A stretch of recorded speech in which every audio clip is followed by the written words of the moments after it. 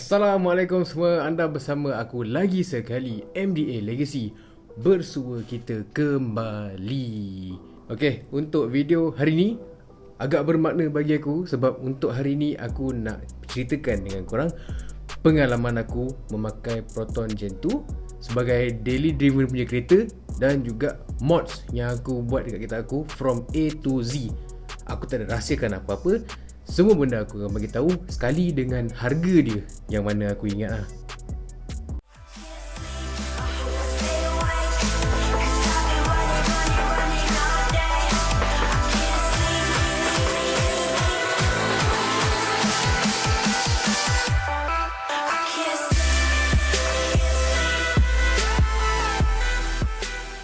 Ya, setelah lama aku untuk buat video pasal Gen 2 aku ni, and also ada juga sesetengah orang yang komen yang diorang nak tengok video perjalanan Gen 2 aku ni, apa yang aku tukar semua tu. Okay, so hari ni untuk video kali ni aku decide untuk proceed dengan konten ni lah, video tentang penerangan pengalaman barang yang aku mod semua dekat Proton Gen 2 aku ni.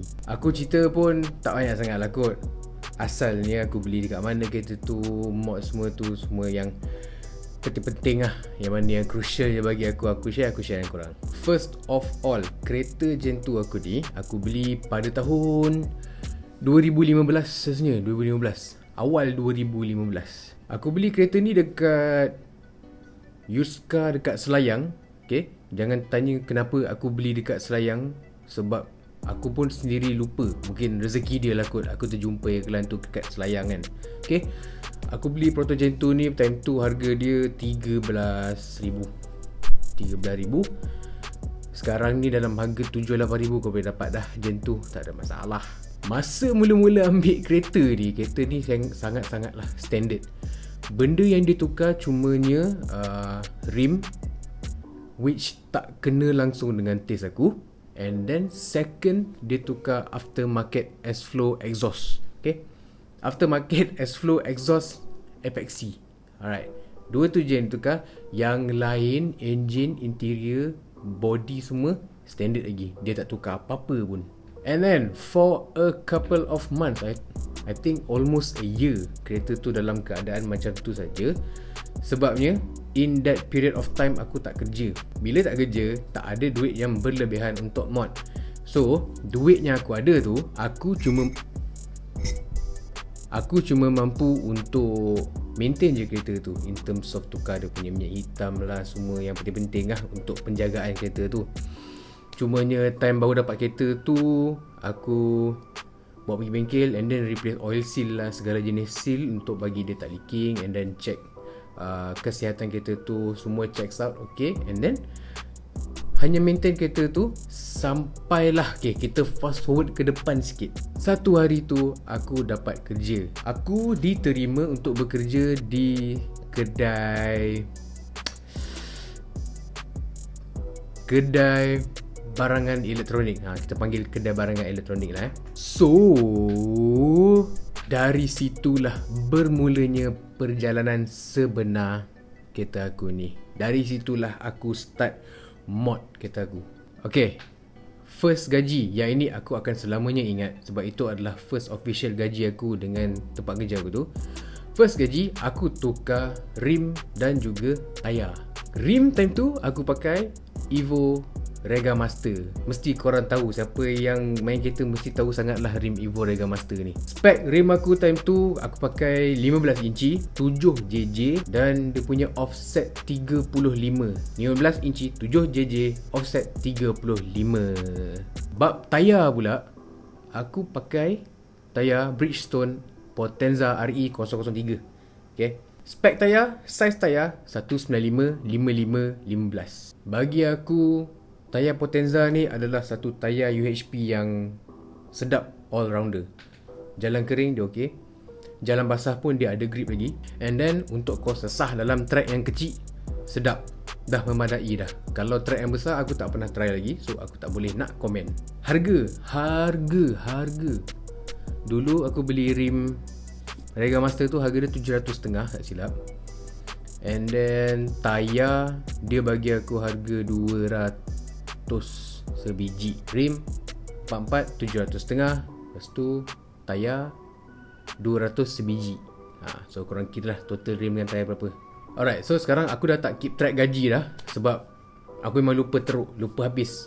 Yang aku ingat, yang aku tahu, dulu asal dapat gaji je terus menunggu hari off day, sebab aku nak pergi ke bengkel, nak tengok apa lagi yang aku boleh buat dekat kereta aku ni. First kali aku nak cerita barang-barang yang aku pasang kat kereta aku ni in terms of dia punya handling. Sebab macam aku cakap dalam video aku yang sebelum ni, aku adalah seorang yang pentingkan handling dulu, baru aku masuk ke bab performance engine. And sambil aku cerita apa yang aku tukar, aku akan terangkan sekali, aku akan bagi tahu sekali harga dia, yang mana aku still ingat sebab ni tahun 2016 punya. Now, first kali, most barang-barang performance yang aku pakai dekat kereta Cento aku ni, aku beli dekat bengkel member aku, Momentum Auto Garage dekat Kemuning Utama. Siapa-siapa yang tak tahu Momentum Auto Garage tu siapa, dekat mana, nanti aku akan letak link dekat link Facebook page dia dekat description bawah. Nanti korang boleh klik dan korang boleh tengok sebab Aaron Tokir ni kuat update dia punya Facebook page tu. Apa yang dia buat hari tu, barang apa yang baru masuk, barang apa yang tengah sale. So korang boleh check kat situ, and apa-apa boleh contact terus Aaron. Moving on kepada handling. First things first, lepas tukar tayar dengan rim, aku tukar adjustable suspension ataupun coilovers. Brand adjustable yang aku pakai adalah Gap HE series. Sebab Gap ni suspension punya brand ni, dia ada bermacam-macam jenis model SS lah, HE lah, macam-macam lah. And aku decide untuk pergi ke HE ni sebab harga dia still rasa macam affordable. And also HE series ni dia high-low body shift punya adjustable. Maknanya aku ada option untuk tukar atau adjust aku punya ketinggian dan kerendahan kereta tu. Tetapi aku tak ada option untuk soft hard, dia punya kadar kekerasan dampening force dia tu. So bagi aku dah tak pentingkan keselesaan sangat, sebab aku naik kereta tu seorang mostly. So nak keras ke, nak apa ke, lantak tak boleh adjust dia punya lembut keras ke, lantak, aku dah tak kisah dah. Okay, adjustable suspension akan datang juga dengan kadar spring rate yang berbeza. Atas permintaan aku minta dekat Aaron, aku nak spring rate dekat depan 10k, belakang 8k. Aku nak dia keras, supaya masa aku ambil corner ke apa, body roll sangat kurang. Okay, kalau korang tengok video stage 2 mods aku ada mention yang lagi tinggi nombor spring rate tu, lagi keras spring tu. So korang boleh check dekat dalam aku punya playlist Sembang Tak Sudah. Dalam tu ada stage 1, stage 2, stage 3 punya mods. Alright, untuk korang yang baru nak tukar adjustable ni, okay, first kali korang kena fikir betul-betul adjustable ni sesuai tak dengan condition jalan yang korang lalu tiap-tiap hari pakai kereta tu. Sebabnya adjustable ni dia punya function adalah untuk serve kita punya kereta dalam track, di mana jalannya semua flat, lurus, tak ada lubang kan. Okay, bila kau bawa kereta tu langgar lubang tiap-tiap hari, langgar lopak sini tiap-tiap hari, nanti adjustable korang tu akan bocor. Itu yang kita tak nak tu. So korang kena tengok dululah situation korang bila korang nak decide untuk beli adjustable ni. Okay, settle bab adjustable suspension, settle explain. Sekarang aku nak beritahu harga untuk Gap HE series time tu aku beli 1350 sekali dengan installation. Okay, on top of adjustable suspension tu, okay, kalau kau tengok kat engine, kau nampak ada benda hitam kiri kanan tu. Okay, itu nama dia absorber mount. Dia terletak atas absorber. Aku buang benda tu, aku gantikan dengan pillow ball. Pillow ball yang aku pakai time tu adalah pillow ball brand Cusco.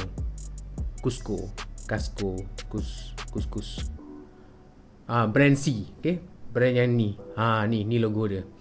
Okay, kenapa aku tukar pillow ball ni? Sebab as you all know, aku masuk kereta ni dalam track dan juga pakai untuk daily. So function pillow ball ni adalah untuk senang kita adjust kita punya camber tayar depan. Tak perlu nak adjust skru ikut belakang tayar tu lah, tambah skru lah, apa ke, skru pendek, skru panjang, tak ada. Adjust saja dari atas tu. Maknanya bila aku set tu, bukan setakat aku punya tayar yang akan kepak, tapi aku punya suspension tu pun akan ikut sekali. Okay, So dia punya pergerakan dengan tayar tu tally. Bila masuk track, aku buka sikit dia punya kangkang tu dalam negatif 3, negatif 2.5 macam tu lah. And then bila aku nak masuk jalan raya biasa balik, aku tegakkan balik. Simple as that. So sebab tu aku pasang pillow ball Cusco ni. Harga pillow ball ni aku beli used dari Aaron. Time tu dia ada spare kat bengkel dia.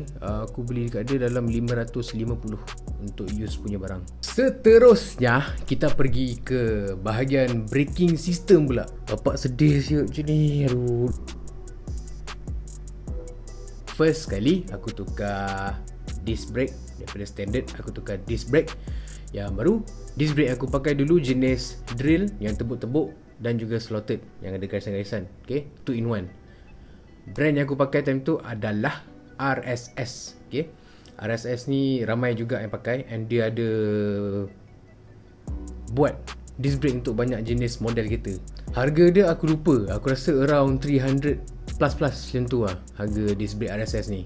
Selepas disc brake, aku tukar brake pad pula. Sekali tukar brake pad. Brake pad yang aku pakai dulu berjenama Project MU. Kenapa aku tukar brake pad? Sebab aku tak nak penukaran disc brake aku tu menjadi satu perkara yang sia-sia. Bila korang tukar disc brake, seeloknya korang tukar sekali lah korang punya brake pad tu, baru dapat feel full potential disc brake tu. Okay, gabungannya mantap. Kita move further ke belakang sikit. Okay, kita dah sampai ke brake hose. Brake hose yang standard, yang getah, memang tak dapat tahan under extreme driving condition, which bila masuk track memang akan ekstrim lah. Tak kisahlah kau cakap aku bawa slow-slow ke apa ke, akan jadi ekstrim juga. Lambat laun getah tu akan expand and akan menjadi kepisangan kat situ. Apa aku buat? Aku tukar ke stainless steel brake hose. Stainless steel brake hose yang aku pakai ni brand Aerospeed. Okay, aku tukar ni so that ini adalah untuk memastikan aku punya feeding minyak brake sentiasa konsisten. Tak adalah aku rasa macam lepas driving situations yang ekstrim dalam track, aku tak ada rasa lagi dah brake fade. Aku tak ada rasa brake aku tak makan. Aku tak ada rasa macam aku pijak pedal brake tu macam pijak daging mentah. Tak ada. Brake aku sentiasa makan. Cost untuk stainless steel hose dalam 400 sekali pasang. Yang brake pad tadi aku lupa nak beritahu harga. Yang brake pad tu harganya dalam 280 untuk sepasang, 280 untuk sepasang. And then kita naik sikit ke bahagian engine, sikit je. Kita naik sikit, kita sampai dekat bahagian servo yang bulat tu, okay? Yang macam tupperware bulat tu. Okay, yang itu daripada standard Campro punya, aku tukar ke double layer servo yang datangnya dari Evo tak mampu pakai, dapat pakai servo dia pun jadi harga untuk double layer servo 250 sekali pasang. Tetapi aku lupa aku buat dekat mana. Jauh juga aku tak tahu kenapa aku pergi jauh-jauh. Mungkin time tu situ je yang ada and available time tu. So aku pergi situ, terus tukar kat sana. Okay, dah habis braking system. Okay, sekarang aku nak ceritakan benda yang still dalam in terms of handling, tapi ini bahagian bar pula. Okay, aku akan list down bar-bar yang aku ada, walaupun tak banyak. Aku akan list down and aku bagi tahu harga dia in total, sebab aku lupa precisely harga each bar tu berapa. Kita start dari depan ya. First kali, engine strut bar. Second, fender bar. Third, room bar. Fourth, rear lower. Fifth, rear upper. In total aku ada pasal 5 bar dalam kereta tu, and 5 bar tu telah transform kereta aku menjadi satu kereta yang sangat sedap untuk aku tackle corner. Aku nak terangkan pun technically tak boleh, kena rasa sendiri macam mana feel tu bila korang tukar strut bar ni. Tapi kalau ada bahagian bar yang korang tak sure position dia dekat mana kat kereta tu, korang boleh komen dekat bawah. Nanti aku akan jawab satu-satu soalan korang. Tapi kalau engine strut bar pun korang tak tahu dekat mana, nama dia pun engine strut bar, tak letak dalam bonnet. Bab harga pula. Bab harga total untuk kelima-lima bar ni aku anggarkan dalam 1000 juga total cost untuk tambahan 5 bar ni. Okay, aku rasa itu je kot bab handling yang aku dah buat kat kereta aku. So siapa yang nak refer dekat setup aku tu, boleh lah, silalah. Tak ada hal pun, aku tak ada nak rahsiakan apa-apa. Semua benda aku cerita, sekali dengan harga aku bagi. Next, aku nak ceritakan dekat korang barang-barang yang aku tukar dekat bahagian enjin pula. Sebenarnya barang enjin yang aku tukar ni tak adalah banyak sangat, sebabnya mahal tu barang-barang enjin ni. Tapi tak apa, aku akan listkan yang mana ada je, semua yang aku tukar dekat kereta aku ni, and then aku akan bagi harga sekali lah yang mana aku ingat. First kali, aku tukar radiator double layer brand Synergy, harga dalam RM580 macam tu. Second, AVS condenser fan. Okay, fan ni dia terletak dekat depan condenser untuk further sejukkan lagi lah korang punya condenser tu. Dia bukan sekadar angin dari luar, tapi kipas tu sekali.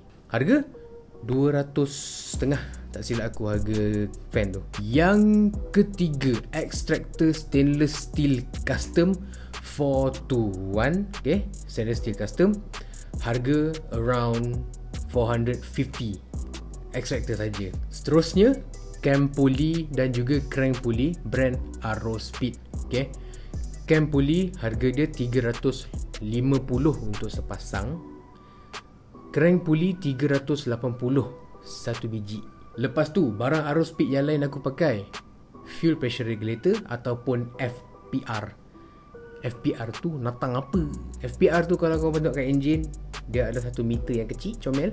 Dalam dia ada air and ada macam jarum itu, ada analog punya reading. Itulah dia fuel pressure regulator. Brand Aerospeed aku tukar, harga 450 lebih kurang, sekali dengan adapter dan juga pemasangan. And then next, okay, kita masuk ke dalam sikit, aku tukar dia punya camshaft. Okay, camshaft ni nasihat aku untuk orang yang nak bawa kereta tu daily, jangan tukar. Kalau nak tukar juga, tukar yang degree yang rendah lah, so-so je. Sebab aku punya degree cam berapa degree ya cam? 280 exhaust, 280 intake. So 280 tu agak tinggi juga untuk kereta yang dijadikan daily. Bunyi memang sedap, seketul-seketul, prak. Power aku rasa mid to top RPM, tapi tak boleh pasang aircon. Harga dia dalam 1,600 sekali dengan trade in camshaft standard korang. Okay, kenapa diorang buat sistem trade in macam tu? Sebabnya Mightspeed ni sekarang aku tak sure lah. Dulu dia satu company yang jual regrind cams. Maknanya dia ambil cam yang standard, dia regrind balik, dia bentuk balik menjadi satu cam yang mempunyai degree yang beza-beza. Okay, high cam lah. ECU pula, ECU aku pakai jenis piggyback sebab duit tak ada nak beli standalone ECU. Piggyback aku pakai brand Unichip Q. Okay, Unichip Q. Barang saja Unichip tu aku beli use dari member aku, Nazrin. Aku bawa ke GT Auto Sunway untuk pasang dan tune. GT Auto Sunway ni aku sangat recommend lah kalau korang nak hantar kereta korang untuk tuning, servis ataupun untuk modify apa-apa. Sebabnya korang kena cari Thomas. Okay, Thomas toki bengkel tu. Thomas ni aku recommend sangat-sangat sebab dia ni satu jenis yang tuner yang bukan bias. Dia tak kisah kereta apa pun kau bawa masuk bengkel tu, asalkan kau paying customer, dia respect semua customer dia respect semua jenis kereta. Dia punya hasil kerja pun tip-top. Segala jenis tuning yang aku buat kat Unichip, semua aku buat dekat Thomas GT Auto Sunway. So, pasang dengan tuning dekat GT Auto, harga total dalam 700. Itu untuk starting lah, sebab kita nak pasang dan tune. Kalau tuning sahaja around 50 to 150 lah. Tengok korang nak tune apa. Gearbox, aku pakai gearbox Myvac Semi LSD. Okay, sebenarnya gearbox ni adalah cerita dia sikit. Aku beli daripada member aku yang aku tak nak sebut nama. You know who you are. Harga pun aku tak nak sebut sebab memang jackpot gila je. Okay, tapi untuk harga market sekarang aku tak sure. Aku rasa dalam 2,000 ke 2,500 untuk gearbox Myvac Semi LSD. Try tukar gearbox Semi LSD ni bros dan gangs. Try tukar, sebab bila korang tukar gearbox Myvac Semi LSD, apa-apa jenis Semi LSD, korang akan dapat rasa berbeza. Bila korang corner tu, korang nak exit corner tu, korang akan rasa power yang lebih. Sebab akhirnya dengan Semi LSD, dua-dua tayar korang bergerak. Kalau gearbox yang standard, tayar sebelah je yang bergerak, lagi sebelah tu ikut. Follow je mana jalan tu golek, dia golek sekali. Okay, so rasai sendiri perbezaan dia macam mana bila korang boleh power through and exit corner tu dengan semi LSD. Memang berbeza. Clutch pula aku pakai biasa je, XAD Racing Clutch 3 kaki.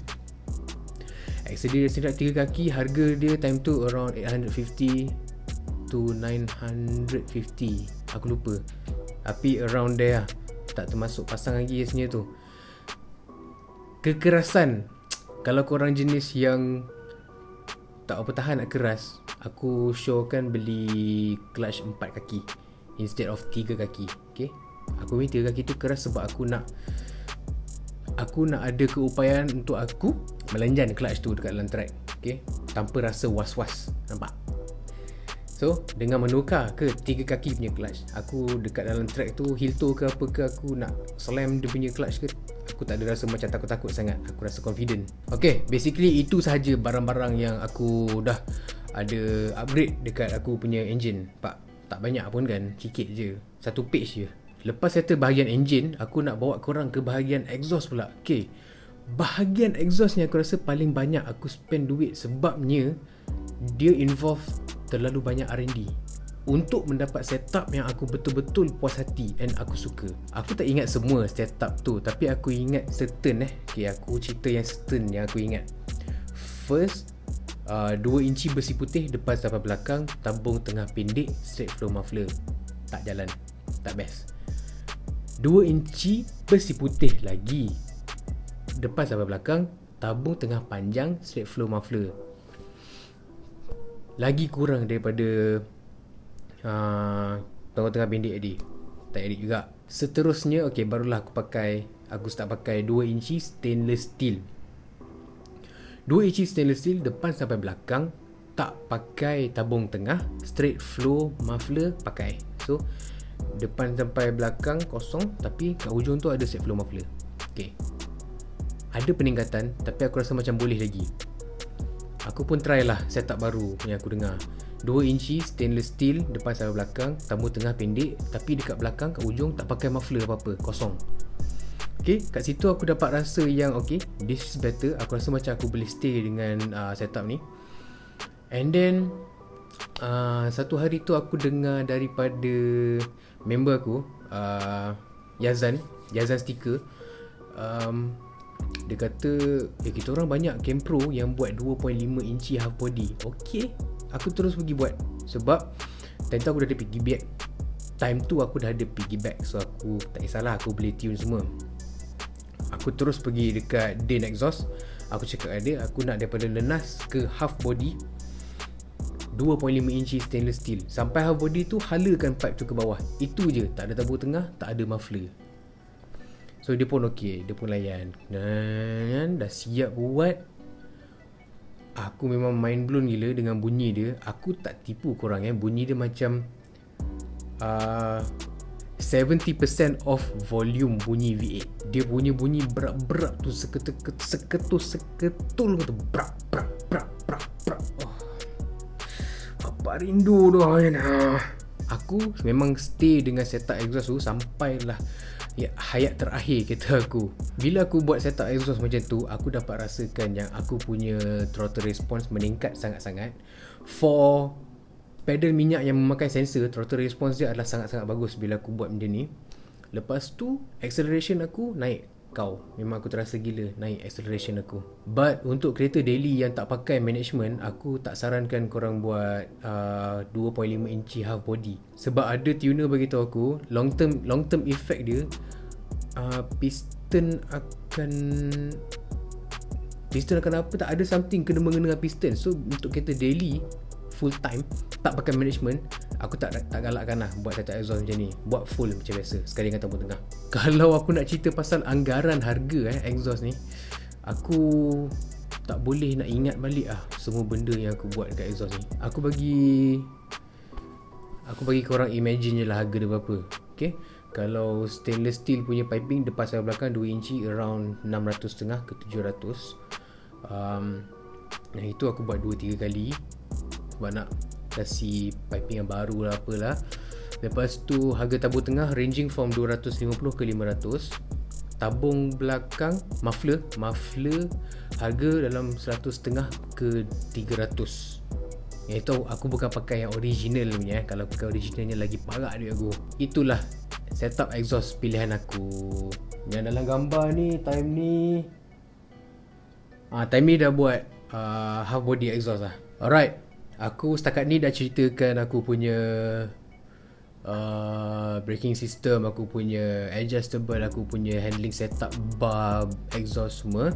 Okay, bila dah settle semua benda tu, aku nak ceritakan pasal luaran dengan interior. Exterior dengan interior tak banyak pun, tak banyak. Exterior dengan interior aku tak banyak sebab ini bukan top priority aku.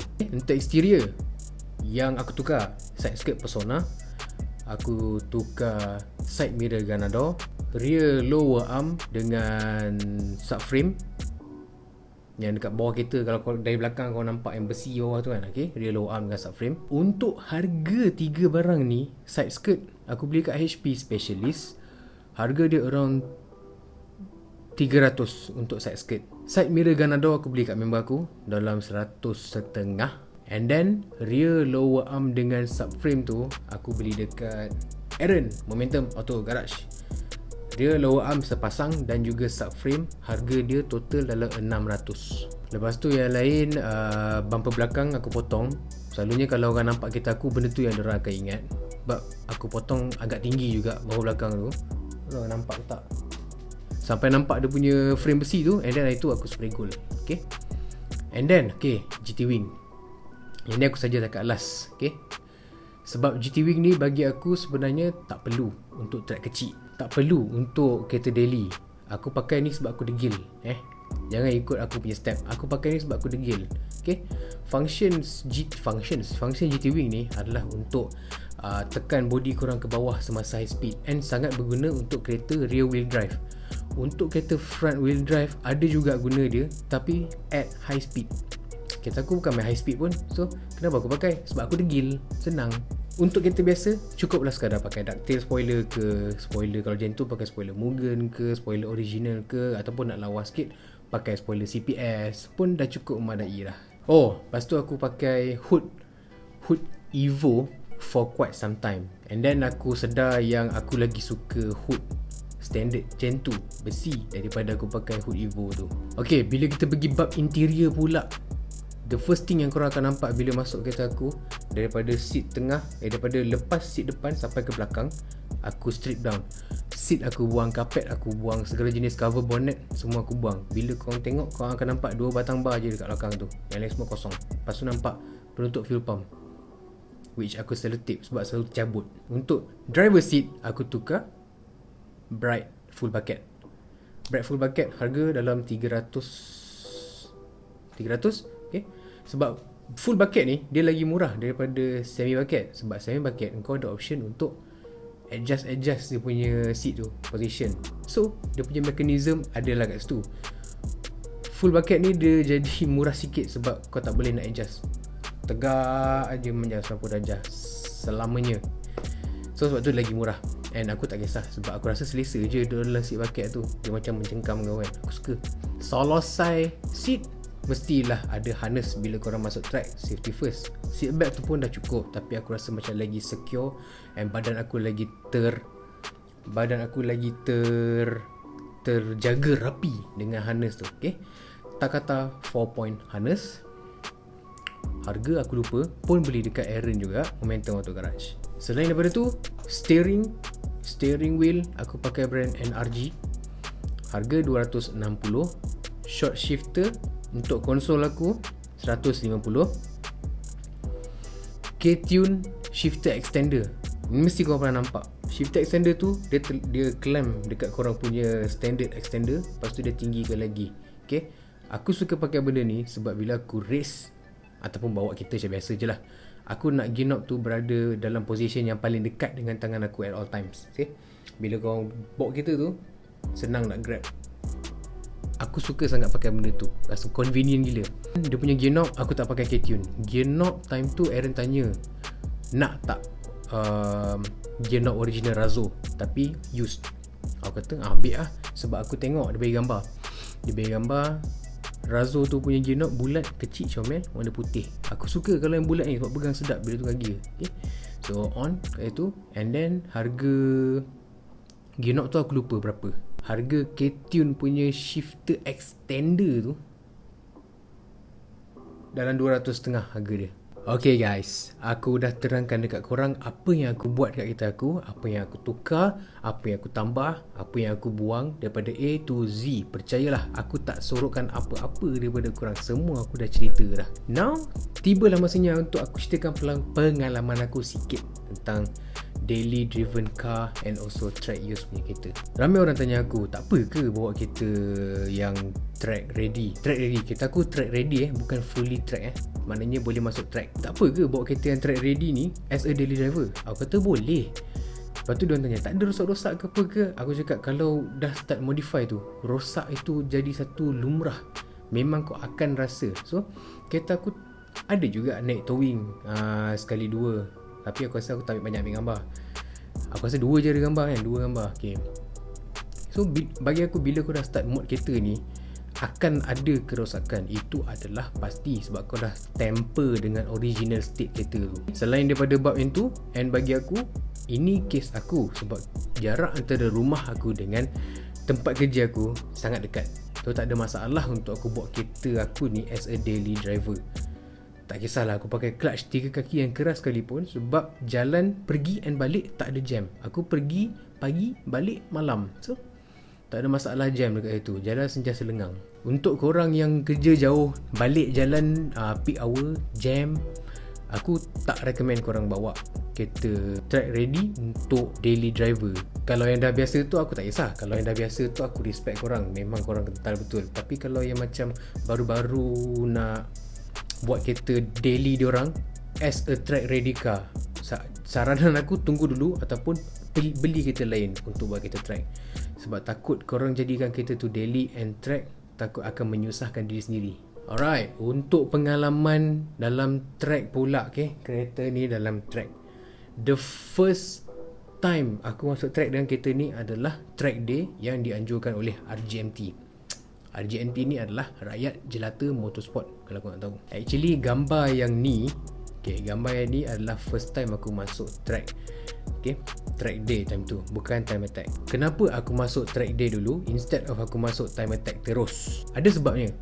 Sebabnya, okay, Elite tu first dia dekat dengan rumah aku, and aku plan nak pergi ke track tu untuk join event banyak kali. Okay, function aku pergi track day ni sebab aku nak study track tu. Aku nak tahu dekat mana aku boleh full throttle, nak tahu dekat mana aku boleh naik hantu, nak tahu dekat mana aku nak kena let go throttle, dekat mana nak brake, dekat mana nak apply left foot braking, cari racing line lah semua tu. Itu benda yang korang kena tahu sebelum korang actually masuk time attack. Sebab kalau korang first time terus masuk time attack, tak menjadi masalah. Cuma takut rasa kekok. Tu je. Okay, untuk hari tu dekat Elite aku dapat accomplish dalam 30 lap. So dengan dalam 30 lap tu pun aku tak dapat nak firmly grasp aku punya rhythm dalam track tu. Tapi tak apa, at least aku dah tahu sikit-sikit pasal track tu. Lepas tu barulah aku start join time attack yang juga dianjurkan oleh RGMT, yang juga dibuat dekat Elite Speedway. Aku dulu kuat join event RGMT ni sebab dia punya organizer baik. Organizer dia baik, peramah. Hans RGMT. Sekarang dah tukar nama Facebook dah, aku lupa lah. Aku sempat join diorang punya time attack dalam 3 ke 4 round lah. Round yang kelima tu aku dah bayar dia punya fees untuk join. But last minute kereta aku buat hal, and tak dapat lah aku nak join. So aku bagi surat aku tu dekat member aku.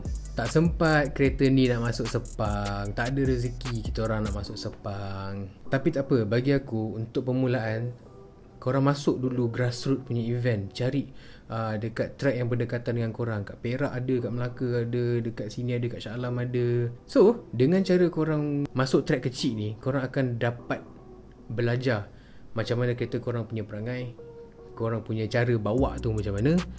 So dari situ korang belajar untuk prepare diri korang untuk masuk track yang besar. Bila kau join tu akan ada otai-otai yang join, orang-orang lama yang join.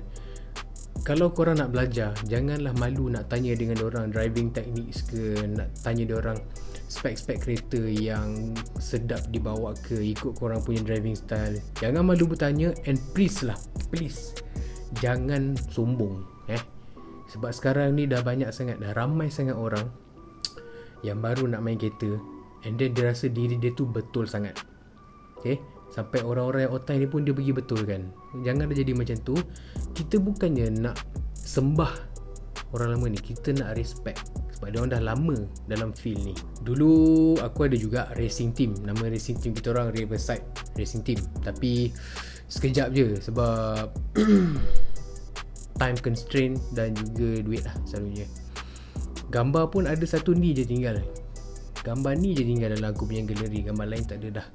So ini adalah kita orang punya kenangan sebagai satu racing team. Kereta-kereta yang ada kat dalam tu pun semua kereta yang ada kat dalam tu semua dah tak ada, dah jual lah. So itulah saja aku punya kenangan dengan Riverside Racing Team. InsyaAllah aku akan tubuhkan satu lagi racing team di mana aku open untuk siapa-siapa yang baru nak belajar, baru nak masuk. Kita belajar sama-sama main track, belajar sama pasal kereta, tak ada masalah. So kalau korang ada rasa macam rasa macam nak join lah, okay, korang tinggalkan komen dekat bawah, okay, nanti aku akan layan komen seorang-seorang. Alright guys, aku rasa sampai sini saja video untuk hari ni.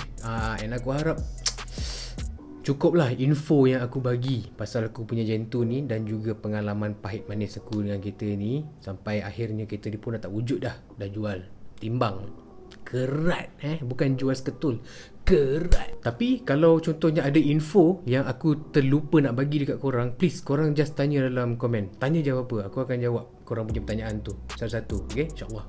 Terima kasih guys kerana menonton. Korang jangan lupa like, korang jangan lupa komen, korang jangan lupa share around video ni di 100 social media, WhatsApp ke, Telegram ke, Facebook ke, Instagram ke. Copy link ni and korang paste sahaja di mana-mana. Tapi kalau kau nak paste dalam group, make sure group tu bagi jangan komen langgar, jadi aku pun kena seli. Selain itu, okay, di musim PKP ni, pastikan korang stay in, pastikan korang stay at home, pastikan korang stay safe dan pastikan korang jaga diri korang baik-baik. Hanya keluar bila nak beli barang keperluan sahaja. Okay guys, terima kasih kerana menonton video aku daripada awal sampai habis dan aku akan jumpa korang dalam video yang seterusnya. Assalamualaikum.